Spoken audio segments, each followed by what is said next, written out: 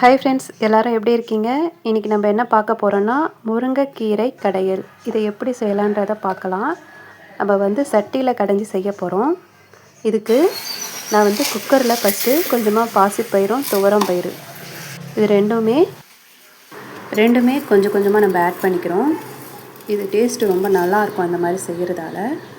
இதை நம்ம நல்லா கழுவி எடுத்துகிட்டு இதில் 4 பல் பூண்டு, காரத்துக்கு ஏற்ற மாதிரி பச்சை மிளகா 4லேருந்து 5 உங்களுக்கு காரத்துக்கு ஏற்ற மாதிரி நீங்கள் கூட சேர்த்துக்கலாம்.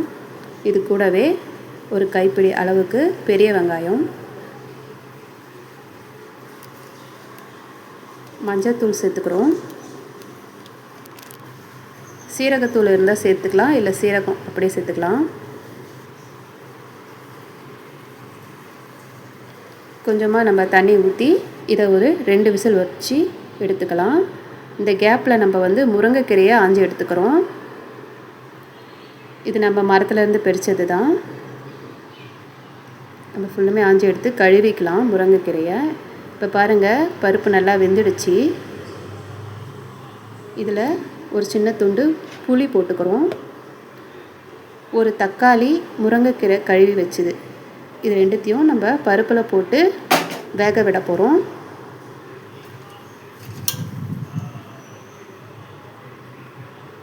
நான் சொல்கிற இதே மெத்தடில் ட்ரை பண்ணுங்கள், உங்களுக்கு ரொம்ப டேஸ்ட் அல்டிமேட்டாக இருக்கும்.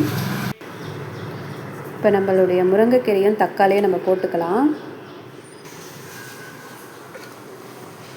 இதை அப்படியே நம்ம கொஞ்சமாக தண்ணி, உங்களுக்கு இன்னும் கொஞ்சம் தேவைப்படுது அப்படின்னா தண்ணி ஊற்றிக்கோங்க.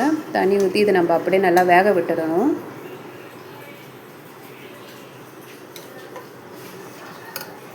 இல்லை அந்த பருப்பு தண்ணியே போதும் அப்படின்னாலும் விட்டுடலாம்.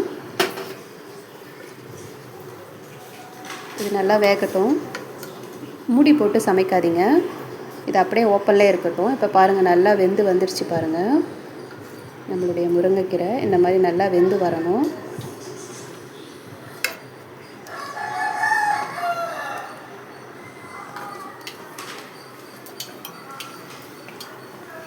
இந்த ஸ்டேஜில் நம்ம அடுப்பு நிறுத்திக்கலாம். இதுக்கு நம்ம தாளிப்பு ரெடி பண்ணி வச்சுக்கலாம். இதுக்கு ஒரு சின்ன வாணலியில் நம்ம எண்ணெய் ஊற்றி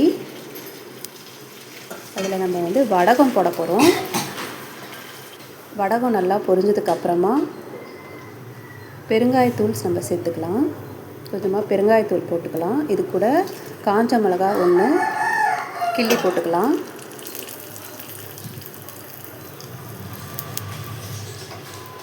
இது நம்ம கலர் மாறினோன்னு எடுத்து வச்சிடலாம். இப்போ நம்ம முருங்கைக்கீரையை சட்டியில் மாற்றி நம்ம அதை கடைய போகிறோம். அதில் தேவையான அளவு நம்ம உப்பு போட்டுக்கலாம். இப்போ நம்ம கடைச்சி எடுத்துப்போம். இந்த மாதிரி செஞ்சு சட்டியில் கடையும் போது உங்களுக்கு டேஸ்ட்டு ரொம்ப நல்லாயிருக்கும் மிக்சியில் போடுறத விட. இந்த மாதிரி கடைஞ்சதுக்கு அப்புறமா நம்ம தாளித்து வச்சுருக்கிற அந்த தாளிப்பை நம்ம சேர்த்துக்கலாம். இதுக்கப்புறம் நம்ம சும்மா அப்படி லைட்டாக கிண்டி விட்டால் போதும், கடைய தேவையில்ல. இந்த மாதிரி நீங்கள் ட்ரை பண்ணி பார்த்துட்டு எப்படி இருக்குன்னு கமெண்ட் பண்ணுங்கள். தேங்க்யூ ஃபார் வாட்சிங்.